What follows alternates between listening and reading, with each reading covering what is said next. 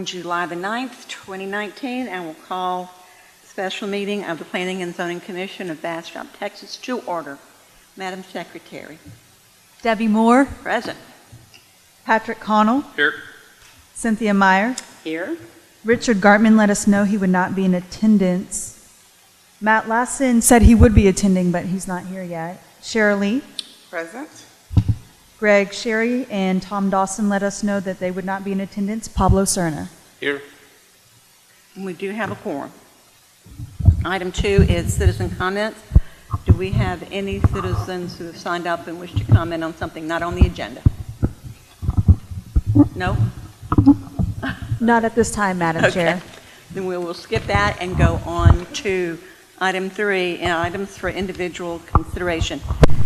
Item 3A, consider action to recommend approval with conditions of the Colony Mud 1B preliminary plat being 155.959 acres out of the Jose Manuel Bang Survey, Abstract 5, located west of FM 969 at the west extension of Sam Houston Boulevard within the statutory extraterritorial jurisdiction of Bastrop, Texas, and forward to the July 23, 2019 City Council meeting. Ms. Bill. Good afternoon. So what we have before you today is you hear me all? No. What we have is a preliminary plat for a new section of the Colony Mud. It's 1B. So to date, what you've seen that have come to P&Z and the council has been section 1A. The mud is divided up into subsections, so the whole mud is actually, I think, 7 muds, the way the funding works. So this is the next section, 1B. And they're doing a preliminary plat to cover the entire section, and then they will do final plats in smaller phases as they build out.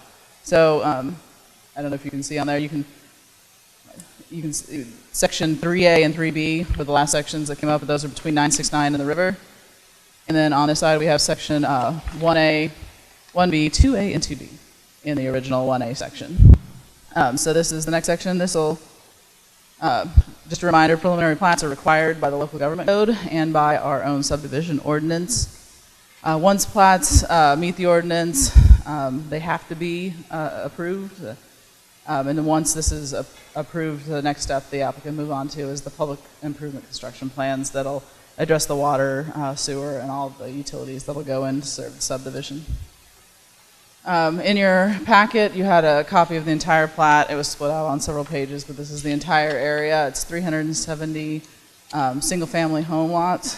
There's also going to be one HOA amenity lot, kind of in the middle, with 16 associated drainage and landscape open space lots that serve this section.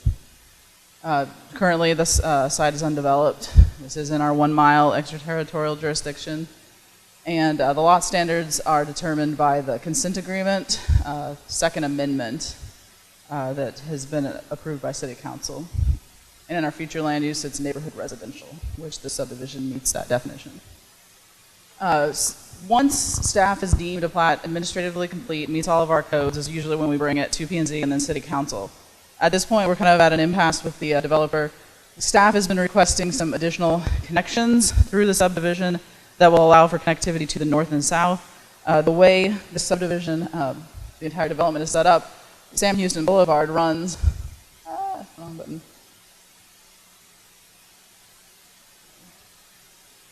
No, that's not the right thing. There we go. It is not behaving. Sam Houston runs through the middle.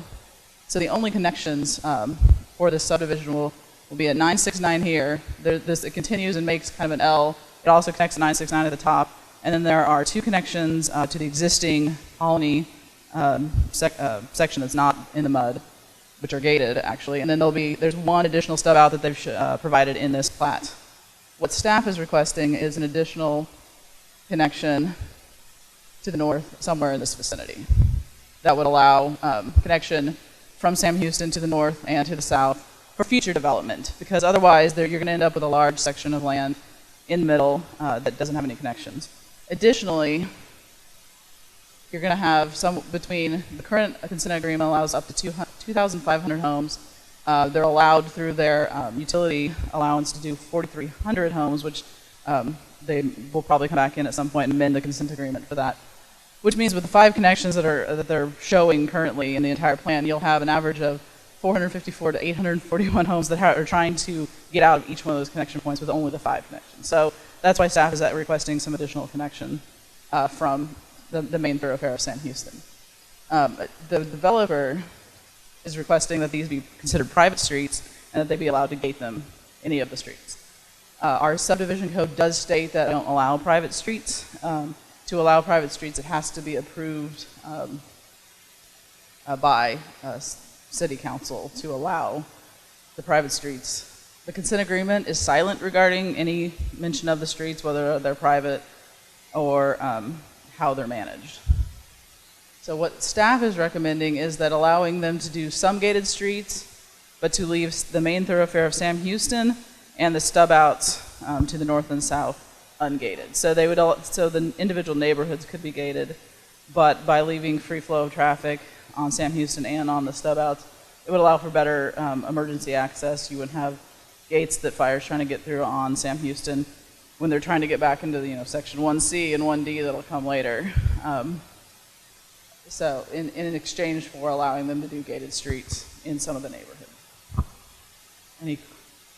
So I'm slightly, I'm looking at attachment 3, which is the whole project Yes. that we're looking at. So I see that, and I see section 1B is kind of, so in this section, they already have a stub out to the south. Yes. Correct? And we're just, and for this particular section, we're asking for an additional one north. Okay. And it looks like in future sections, the idea would be to have another one north and south in that next section. In that other, yes. And which areas are proposed to be gated? So right now, the applicant has stated that several times different areas may be gated. I think at one point the intention was to gate Sam Houston at some point, and it is gated, I think, at the other end, going into the existing section on the west, to the older sections that are currently existing. So I think their desire is to be able to gate it at any point. So they could gate it at 969. Could, but not guaranteed. Yes. Correct? Okay. Do we have anything else from the applicant? Is the applicant here? Does he wish to address the commission?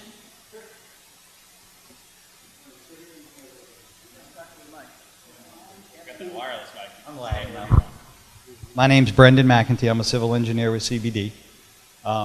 Thank you for your time. I guess a couple of things on the connect. Well, let me start with streets. From our standpoint, these are private streets. The dedication statements on the plat make clear that these are private streets. From a maintenance standpoint, these are not public right-of-way. These are streets that are owned and maintained by the HOA. So the individual future property owners are going to be responsible for the maintenance. So these are private streets. Now, I understand what the city staff position from a connectivity standpoint. And I think that from a gated standpoint, your comment is very correct. There is no intent to gate every area, to gate every pocket. The developer certainly does believe that since the HOA is continuously funding the perpetual maintenance until either the county takes dedication or the city would annex it, at which point either the county or the city would take maintenance. Until that point, the homeowners that are living and paying HOA dues are responsible for that. So from the developer standpoint, certainly they're not thrilled about having additional connections to undeveloped property outside of them that will potentially bring future traffic. Certainly the intent from the city's position is to have connections anticipating future traffic. To the developer's concern is to not burden these homeowners and a private HOA with that maintenance. So and there is a precedent. As we go further into 1D, there's gated pockets within there. Sam Houston is a gated roadway. As it goes out onto 1209 and out to 71, those are both gated entrances. So we are by no means requesting the ability to gate everything. I think the developer is very amenable to leaving Sam Houston as the arterial street ungated, but would like to reserve the right that depending on the development market, because ultimately that's what drives this. Home builders, home purchasers, that's what's going to drive the decision as to where they put gates and where they don't put gates. So from that standpoint, I think the one comment about leaving Sam Houston ungated for 1B, I think is something that we're amenable to. The access to the north, again, I have the opposition I just stated, that, you know, these are private streets. The intent is that it's going to be privately maintained until there is a declaratory action by either the county or the city. And until then, it just seems unreasonable to burden those homeowners. But with that, I mean, we obviously have to follow the rules. That we do have a consent agreement. The consent agreement says we have to have concurrence of the city. So from that standpoint, I guess we're just here to have some discussion with you about it. So one thing that I'll bring up for, I think everybody was here, I think, for this discussion is, last year during the subdivision ordinance discussion, we spent a lot of time talking about gated communities. And at that time, that was something that I pushed for, for the ability to allow them. But the discussion that we had at that time was that if streets were going to be gated, and the city, you know, there was going to be an agreement, and it was going to be not a conditional use permit. I don't remember how we phrased it, but basically the developer would pick up I don't know, not a bond, whatever type of insurance, so that the city wouldn't be stuck with those expenses later on if the streets were private but not developed to a certain standard, and so on and so forth. So we spent a lot of time on that.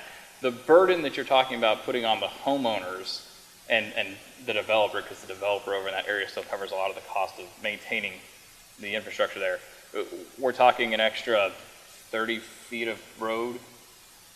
Or are you talking about in the future, any future connected developments, is that what we're... Yeah, I don't think, it's certainly not the street. I mean, you know, the colony at build out, however many ultimate number of lots it has, is going to have main street. And the connector streets are inconsequential. What I'm talking about would be potentially long-term maintenance. And again, you know, these are speculative, because, you know, the property to the north and south, to my knowledge, doesn't have anything going on. You know, we're going to stub streets based on what works for us. And so you know, that is more just of a speculative cost from, you know, and I think that we try and do that with all developments, to be sensitive to what their future. One thing that concerns me is those of us who were around in 2011 saw the panic from the people coming out of Tahitian Village with that limited access and exit. And to have 400 and some odd homes with one connection is a concern to me. And I think they may be burdened with a little extra traffic, but they got fire coming up behind them. I think they'd be very glad to have an extra outlet. That's my concern. Understood. Pablo, anybody else? Cheryl? I concur with Chair, because I mean, even looking at this, to me, it seems limited. If I'm understanding it correctly, and Jennifer, maybe you can help me, because I still want clarity on where the gates, where the opens would be, or where the gated part would be, based on these arrows, or where it is existing, I mean. So there are no, the plans currently don't show any gates, but it leaves it open for the developer in the future to put gates on any of the streets if they are calling them all out as private. So what staff is recommending is allowing them to, you could gate off individual sections is what they could do in the future, as long as Sam Houston and then those stub streets had the ability to be accessed. So there's no gate right here at Sam Houston, because I thought that's what I heard. There's a gate at the, I don't think I got far Oh, enough. I see, okay. So as you go out this direction, so there's a bigger wing. I always call it, so it's kind of a boomerang shape. Okay. When you get towards that, the bend in So it these are is gated. those are existing gated out. Nothing in here at this time, okay. Could it be an unlimited number of gates, or are you talking about, I've just seen things happen and we have understandings, but they're not codified or not written down and not specified, and maybe that wasn't what we intended to happen. So Pablo, you want to hear from this end of the dais? Yeah, I was gonna just ask with the question you had, where is that currently? And I wanted to see maybe from the engineer if he could point out, if we were to try to make that connectivity, where would that be proposed, and what kind of impact that would have? That's the point. Okay, based strictly on this, the logical connection, if there does have to be one as a condition of this approval, The logical connection would be to put a sub-street going up here to put a connection to the north, without a doubt. So it would impact essentially one or two lots up at the top? Yeah, they would probably lose, well, I mean, there's a lot of land. You know, Right. we would probably lose a lot, or we'd have to shift a lot. So, but your main opposition to it is? They don't, so, Well, I was just trying to understand it. It doesn't seem like it's unreasonable to try to build that in there. I know you said that we don't know what's going to happen in the future, but it seems reasonable to do it now before that, while that's up and running. I'm just trying to understand. Well, I understand the logic. If there's going to be a connection made, now's the time to design and contemplate it. Again, we're strictly representing from the developer's interest. You know, there are concerns if we have that connection. There are concerns about whether there'd be future costs. Is that a deal breaker? Absolutely not. If it's simply a fire access gate, if it's simply an emergency access, you know, there are other ways to handle that. That could be open it up as just an emergency access, and it could have Knox locks going across it, where that cuts down on some of the future cut through and some of those concerns. So there are ways to mitigate a lot of this. But to answer your direct question, costs are inconsequential on this. And to answer, let me address some of the gates. You know, this was laid out contemplating that there could be gates. So each of these could have areas where gates could be dropped in and pods could be gated off. You know, but the exact intent location of that hasn't been determined here. That'll come in more as we get into the construction phase, as the construction plan phase. But again, the developer's contention is it's private streets. You know, and I think the biggest, what their concern is that if development occurs north of this area here and they connect into this, what you have is private citizens paying for private streets that are being used by the general public and or the residents of a community to the north of that. Is that? Exactly. That's their argument. So here's what I'm going to say. The chances of the county taking over maintenance of that prior to the city is almost zero, okay? The chances of the city taking over and annexing this area prior to development occurring to the north is high.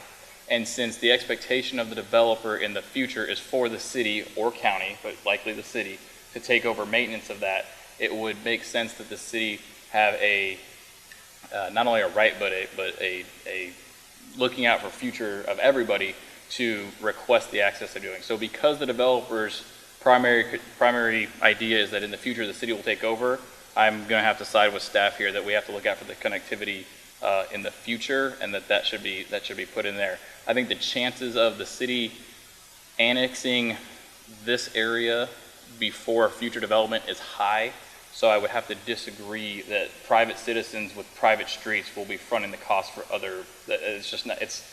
Could it happen? Sure. Is it likely to happen? Probably not.